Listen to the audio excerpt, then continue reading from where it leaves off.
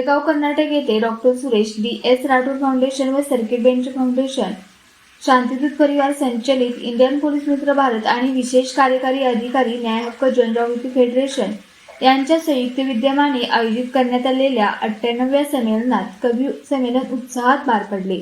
या कवी संमेलनात कवयित्री वंदना साळुंखे यांनी निसर्गाचा ऱ्हास या अत्यंत महत्त्वपूर्ण विषयावर आधारित कविता सादर केली।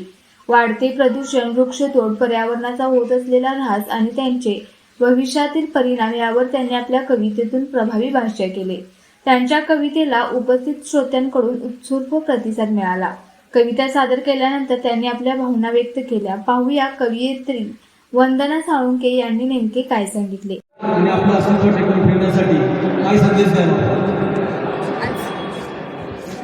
आज मी इथे निसर्गाचा जो ऱ्हास होतो आहे आणि निसर्गावरती बऱ्याच कवींनी कविता केल्या होत्या, पण मला थोडंसं असं सुचलं की खरोखर बऱ्याच ठिकाणी झाडे लावा झाडे जगवाचा संदेश दिला जातो।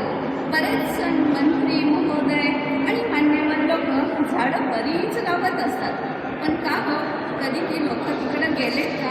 ती जगले का मेले हे बघायला गेलेत का? नाहीत गेलेले।